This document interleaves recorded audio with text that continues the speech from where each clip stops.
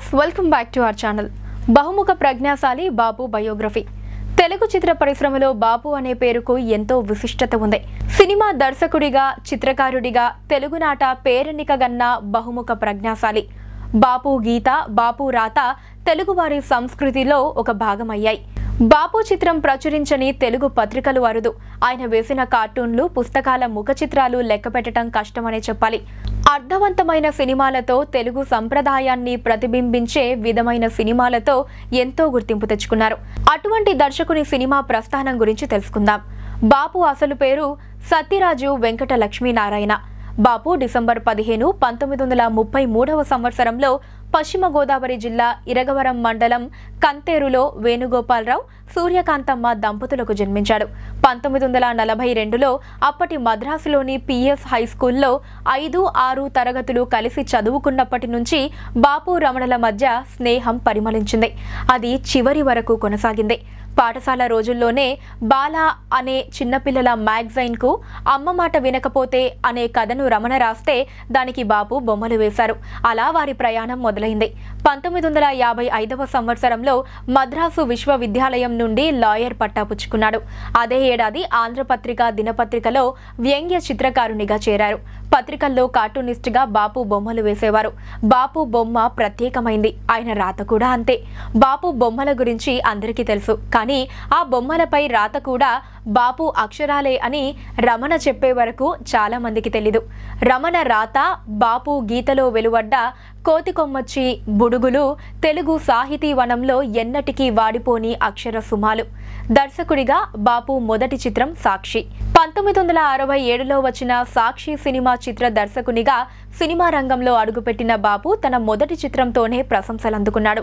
తర్వాత ఆయన ఎన్నో వైవిధ్యమైన దృశ్య కావ్యాలను వెండితెరపై సృష్టించారు. అందులో ముత్యాల ముగ్గు సినిమాను తెలుగు సినిమా ప్రేక్షకులు ఎప్పటికీ మర్చిపోలేరు. ఈ సినిమా ద్వారా రావు గోపాలరావు వంటి విలక్షణ నటుణ్ణి తెలుగు తెరకు ప్రతినాయకుని పాత్రలో సరికొత్తగా చూపించి నటునిగా ఆయనకు తిరుగులేని గుర్తింపు తెచ్చాడు.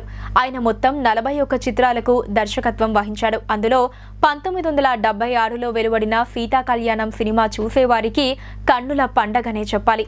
ముఖ్యంగా ఈ సినిమాలో గంగావతరణం సన్నివేశం ఎన్నటికీ మరువరానిది.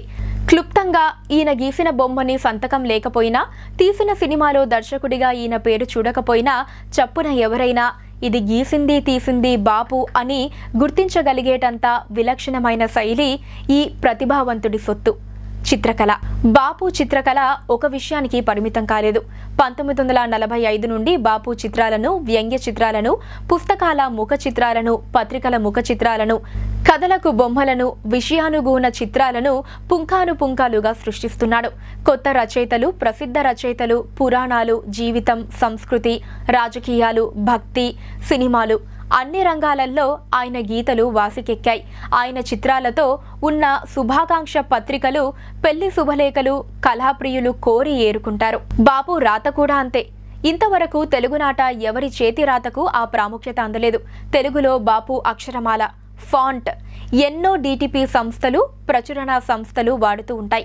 మరో పత్రిక బాపు గీసిన బొమ్మకు కథను రాసే పోటీని నిర్వహించింది.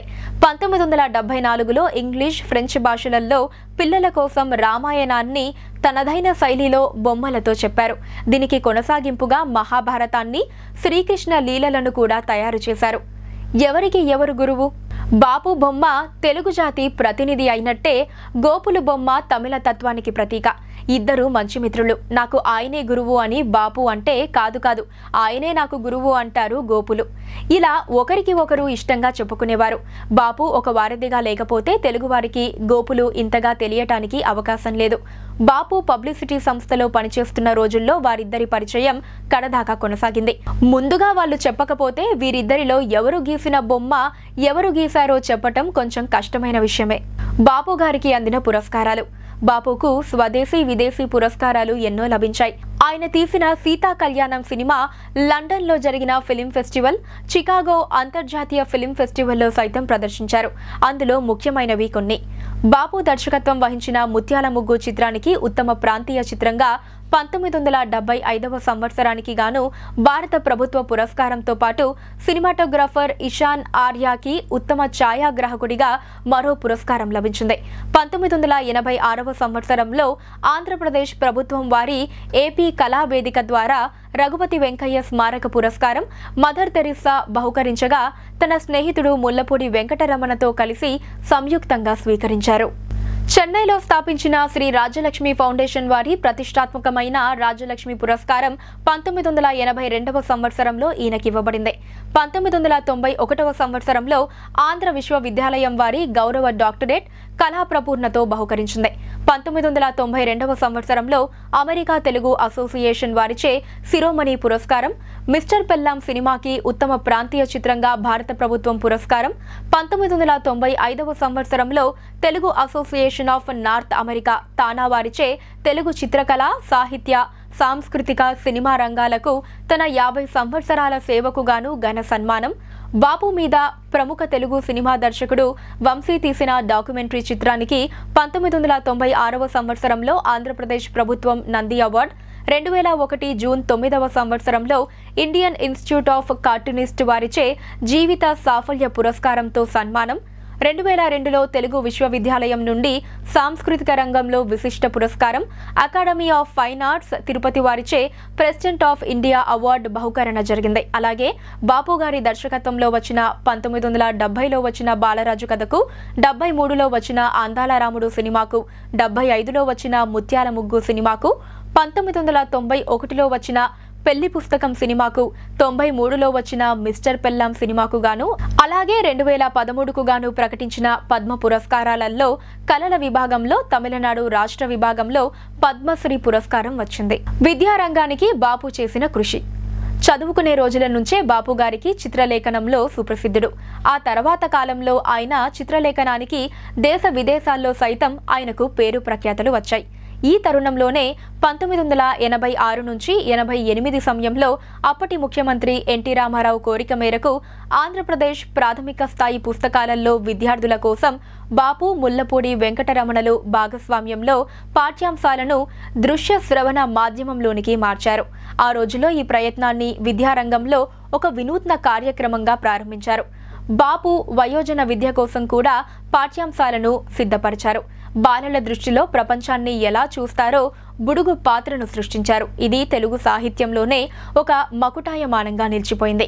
1964లో బెంగళూరులో జరిగిన యునెస్కో పిల్లల పుస్తకాలపై నిర్వహించిన సెమినార్కి ప్రతినిధిగా ఆయన పాల్గొన్నారు.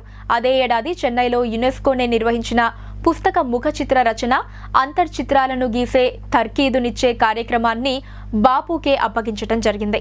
1960లలో ఫోర్డ్ ఫౌండేషన్ ఆధ్వర్యంలో నిర్వహించిన దక్షిణాది బుక్ ట్రస్ట్ కి చిత్ర రచనా సలహాదారునిగా ఆయన సేవలందించారు. దక్షిణాదిలోని ప్రముఖ ప్రచురణ సంస్థలకు అనేక గ్రంథాలకు అవసరమైన చిత్రాలను చిత్రించగా వాటిలో 5ంటికి ప్రభుత్వం బహుమతులని అందుకున్నాయి. ఇదే విధంగా పురాణ గాథలకు, జానపద సాహిత్యానికి విస్తృతంగా బొమ్మలు గీయటం జరిగింది. ప్రచురణకు వెళ్లే ప్రతి తెలుగు రచయిత పుస్తకానికి జ్ఞానపీఠ అవార్డు గ్రహీత విశ్వనాథ సత్యనారాయణ మొదలుకొని నూతన రచయితల వరకు ప్రతి రచయితకు బాపు గీత అవసరమైంది. దానిని వారు ఒక ఆధిక్యతగానే భావించారు. ఎందుకంటే ఆయన చేతి నుండి జాలువారిన చిత్రాలను విలువైనవిగానే కాక తెలివైన భావ చిత్రాలుగా తీసుకునేవారు. సో చూసారు కదా వ్యూయర్స్, ఇలాంటి మరిన్ని ప్రముఖుల జీవిత విశేషాల గురించి తెలుసుకోవాలి అంటే మా ఛానల్ని తప్పకుండా సబ్స్క్రైబ్ చేసుకోండి. అలాగే ఈ వీడియో మీద మీ అభిప్రాయాన్ని నాకు కమెంట్ చేయడంతో పాటు లైక్ అండ్ షేర్ చేయడం మర్చిపోకండి.